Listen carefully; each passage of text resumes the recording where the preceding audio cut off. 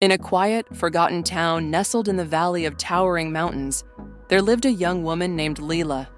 The town, named Elderswood, had seen better days. Its streets once bustling with life, its fields fertile with crops, and its people full of vigor and optimism.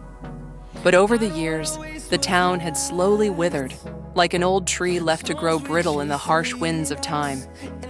The river that ran through Elderswood, once a lifeline, had all but dried up.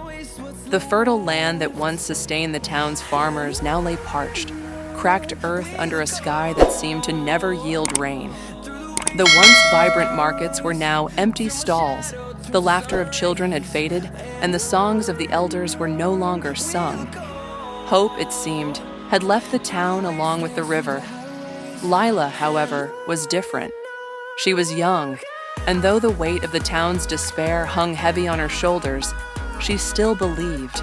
She would sit by the dry riverbed every evening, watching the sun dip behind the mountains, imagining what it might be like to see the river flow again, to feel the cool touch of its waters, and to hear the laughter of children once more. But hope, she knew, was a fragile thing. It could slip away like sand through your fingers if you weren't careful. Her father, a stoic man who had spent his life as a fisherman, had long given up. "The river's gone," he would say, his voice a gravelly echo of defeat. And with it, the town's spirit. "You can't fight nature, Lila. We're all just waiting for the end now." But Lila couldn't give in to the despair that had consumed the others. She had heard stories from her grandmother, tales of how the river once roared through the valley, bringing life to everything it touched. She'd seen the spark in her grandmother's eyes when she spoke of it, the belief that perhaps, one day, the river would return. One evening, as Lila sat by the riverbed, a figure approached. It was an old man, bent with age, but his eyes sparkled with a light that made him seem not so old after all. "Is this where the river used to run?" he asked, his voice soft but firm. Lila nodded, a faint sadness crossing her face. "Yes, but the river's gone now, and with it, so is the hope of Elderswood." The old man sat beside her, his gaze lingering on the cracked earth. "Ah," he said, "but is the river truly gone? Or is it just waiting?" Lila was puzzled. "Waiting for what?" "Waiting for someone to believe it can flow again," he replied, his voice carrying a strange weight. "The river, like hope, doesn't disappear. It only becomes hidden, sometimes buried deep under the surface. But if you have the courage to search for it, if you believe enough, you can find it once more." Lila looked at him, uncertain. "But how?" "The town has given up. No one believes anymore." The old man smiled gently. "Hope is not a thing that belongs to a town or to anyone else. It's something you carry within you, something you nurture until it blooms. Even when the world is dark, if you hold on to that spark, you can light the way for others." Lila didn't understand all of his words, but something in the way he spoke filled her heart with a quiet resolve. She felt for the first time in years the stirrings of a deeper belief, a belief that maybe, just maybe, the river hadn't truly disappeared.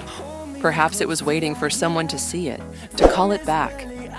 The next morning, Lila gathered what little she had: a small satchel of food, a sturdy rope, and a few tools she had found in her father's shed.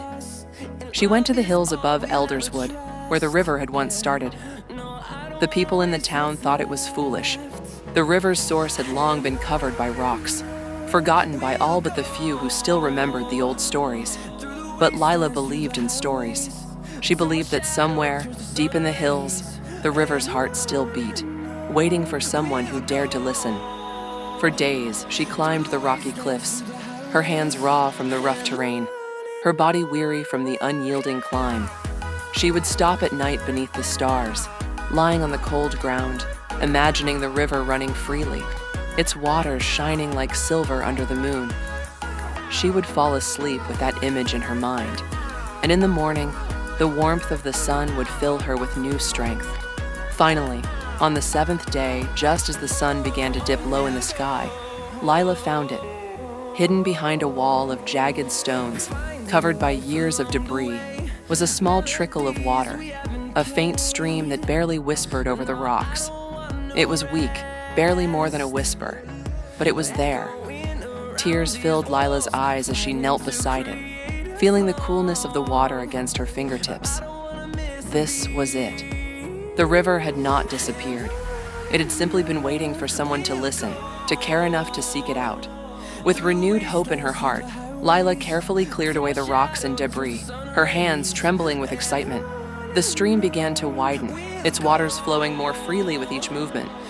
The air seemed to hum with the energy of the earth waking from a long slumber.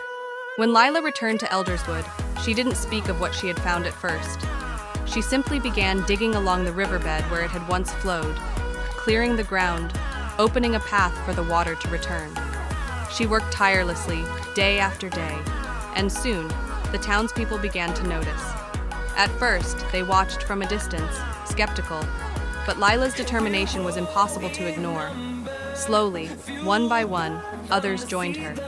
The farmers began to work the land again, hoping that if the river returned, so too would their crops. The children, once again filled with laughter, came to help. The elders sang their old songs, their voices rising with the promise of something new. Then, one morning, the first rush of water began to flow down from the hills, finding its way into the dry riverbed. It was not a roaring torrent, but a steady, gentle stream. The sound of it, soft at first, then building, was like music to the ears of the deaf. It was the river returning, and with it, hope. The people of Elderswood learned that hope is not a fleeting thing, not something that can be measured by what is visible in the world. Hope, like the river, can be buried, but it never truly disappears. It waits for the right moment, for the right person to call it back into being, and when it does return, it flows freely, bringing life to all who believe. Lila, standing by the river's edge, knew that the road ahead would not be easy. But as long as the river flowed, so too would hope. And as long as hope remained, the town would thrive once more. And so, the story of Elderswood became a story of renewal, not just of land and water, but of the people's hearts. It was a reminder that when hope is there, hidden things.